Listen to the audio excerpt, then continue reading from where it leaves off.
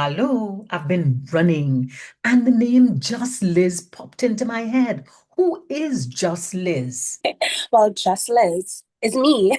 But I'm an R&B folk artist out of Trinidad and Tobago. Been performing for more than 10 years. Classically trained by the lovely Glenda Collins. Yeah, that's me in a nutshell. And I'm a big sunflower as well. Tell us about your performances. We can date straight back from when I was a child, or we can go from 18 onwards. So as a child, I would perform in stuff such as like music festivals, Sandfest, where I would have been training under Miss Nanko was her name. And from then on, I went on to do song engineering and music production. At that point, I started performing in more bigger spaces. Still dabbling in the music festival scene and these kind of stuff like that. But I would perform with, let's say, OUR Radio, performances here and there on stages with David Rudder, Marge Blackman, these folks and such. I would have won the Regis Caraïbe competition and get to leave the country where it was my first regional performance. I got to perform in Martinique as well. And as of recent, I got to leave the country entirely, the region entirely, get to perform in Texas. Since then, I went to UTT, got to do more music festival under the late Dr. Brown, where I would have placed second and third in my categories respectively, which was folk and Broadway musical theater. And my most recent accomplishment, biggest performance yet, was in the Tricanal Kaiso show. Tell us about your performance in the Tree Canal Kaiso show. What was it? Since a child, I've loved Tricanal. It was such a beautiful moment in realizing that I know these people now. You know, like I grew up listening to them. My parents grew up listening to them. And then I released this song called Zingy. And they had this backyard jam that they have every carnival. And I said this year, well, I want to do it. I'm going to perform it. Me and my partner, Emmy. And we went and we performed one night. And because I'm very audacious, we walked up to them and we asked, hey, I know that y'all are having your Kaiso show. Um, what would you feel? How would it feel like to have us there? And they were like, of course.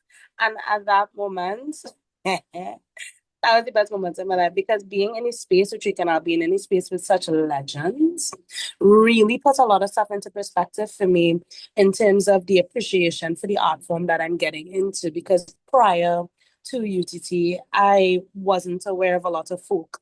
Like I knew it existed. I knew it was there, but I didn't have the appreciation for the culture that I have now. And because I'm around these people who's speaking life into what I'm doing and actually giving me the feedback and telling me what I'm doing properly and bringing me into those spaces, their space, it makes me feel like on top of the world. And in those 4 nights, because it was 4 nights consistently, it was just pace. It was a lot of pace because this was the first time I ever did that. But it really showed me how to be a performer and how to be professional, even more professional than I was before. And really solidified into me that, yeah, this is something I should be doing. I should be carrying the culture a little bit more further and really diving into it and being under these men who actually propelled the culture forward. What are your thoughts? Where are you going to end up? I like to see myself as kind of sort of the face. I people call me that, and I kind of am seeing myself because I'm not giving myself that responsibility, and somewhat like the face of folk music, or bringing back what was folk that is kind of dying out and revamping it into a newer style so that the younger generation could latch onto it. So I see myself taking folk music in Trinidad and pushing it forward. As well as I still do my R&B, I still do my contemporary style music, my classical style music, of course. But that's one of the biggest things that seem to be calling out to me and reaching out to me. And I'm taking that and I am running with it. So hopefully within the next 5 years, because I'm giving myself a 5 year to 10 year timeline, it would become something a little bit more mainstream in Trinidad. You talked about doing classical music and you're talking about doing folk music. How do those two things combine? As a vocalist, to me, it's technique because the way how I'm approaching folk music is not as it's written. I'm taking the language, I'm taking the patois, I'm taking the things that are seemingly dying and revamping it. So, as a classically trained vocalist, I have the ability to kind of go in and recreate and restructure while still keeping the essence of what the folk music is. But I am intertwining the two. And it works really good because we marry it. Like in my song Zingy, there is this really high note that without training, I would never have been able to reach it. And that is a belting note. I have to do a position to be able to get to that note. So everything kind of works well in tandem. So, when you reflect on the classical music you did growing up in school, what are your Yeah. thoughts about its benefits? It has helped me understand the structure of music and the mindset of those who were way before me, the European style of music. It really does help because a lot of these composers really just did stuff off of feelings. You know? They weren't classically trained. And for me, I feel honored to be able to even be a part or be within that realm or that space where people are trusting you to bring forth that song. Because classical music is no easy feat. It is not easy to sing, it is not easy to perform. And it really does give me an appreciation for classical singers, like opera singers, people who sing leads and all these things like that.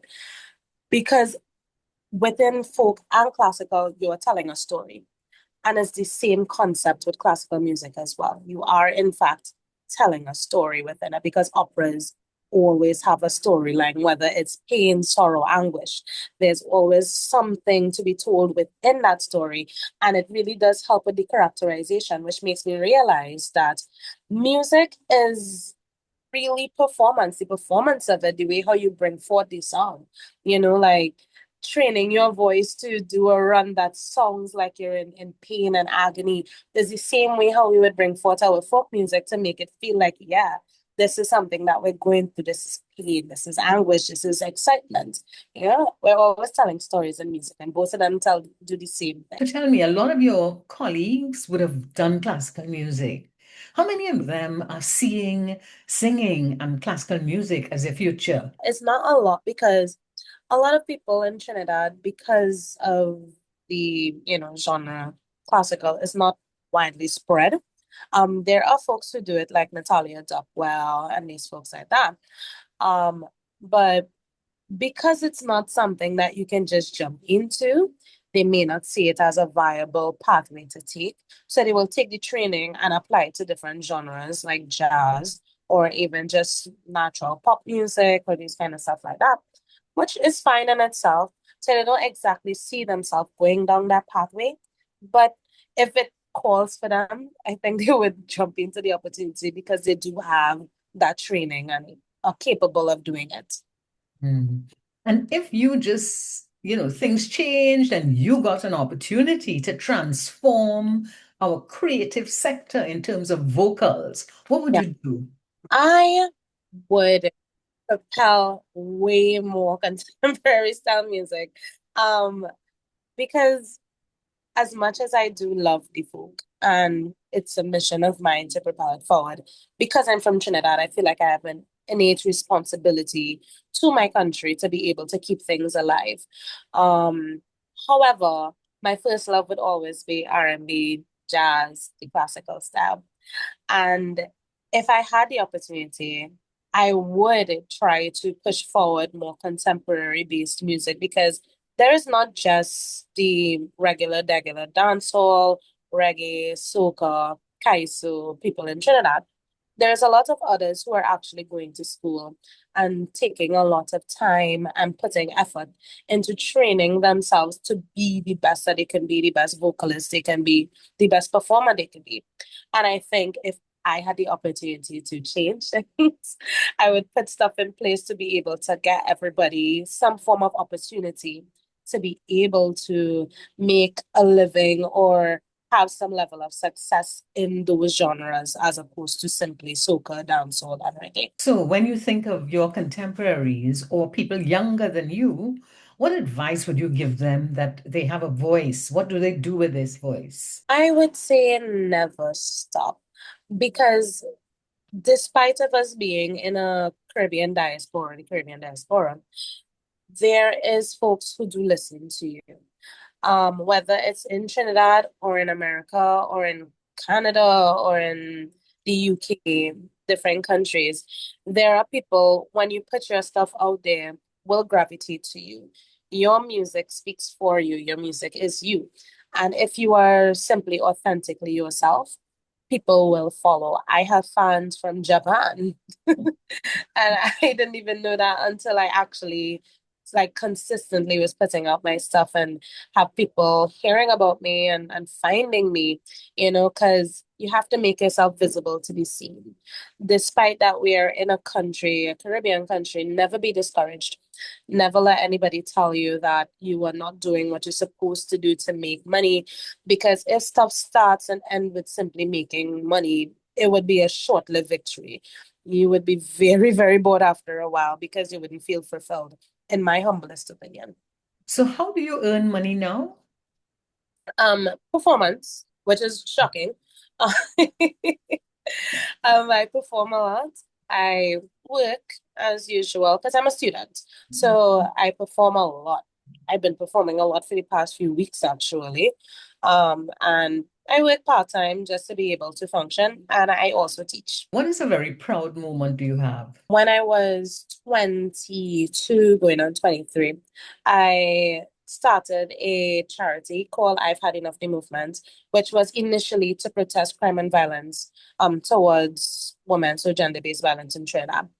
And it went for that for a while, and it was going really good. We put up music. The concept was to be able to release music so that people can hear our voices and hear that, yeah, this is a problem. And I had a platform, so I used it. It slowly went into us doing stuff for children's homes and working closely with the Margaret Kisto Children's Home. And there was this one girl that her name was Khadijah, and she had cancer and she wanted to sing. And we said, okay, what we're gonna do is a full production for you, music video, the production. We're gonna write the song for you and we're gonna release it. And that we did. And we got her to be on CNC3. We got her out there, got some articles done. And right before, I think it was the day of my birthday, I was having a really bad day, sadly. And she messaged me and she told me that I made her feel like a superstar, and to never stop what I'm doing. A little while later, she passed away. God bless her soul. But in that moment, it made me realize that what I'm doing in life, it's actually making a difference and making sense. And music will always be a part of me. But that was one of my proudest moments. And I intend to go back into my philanthropy when I'm finished with school and, push forward what I've been doing. Because my end goal is to have a music school for children who are less fortunate, so they can come and learn the arts and don't have to worry about the finances, but simply come and express themselves. As we come to an end, what are some things you would like our viewers to remember? I would like y'all to remember that Rome wasn't built in a day. If you feel discouraged in your musical journey, or if you feel like this is not the thing that you're supposed to be doing, always sit down and just tell yourself, it may not be my time now, but at some point it will be my time. Don't put too much pressure on yourself to be perfect or even create the most perfect piece of music. Because again, the authenticity of who you are will bring people towards you. And being yourself is the most important thing that you can do and should be doing for the rest of your life. And just be yourself, release your music, do what you have to do, and love yourself as well. Thank you very much, Juss Lizz, Until next time while running, be safe.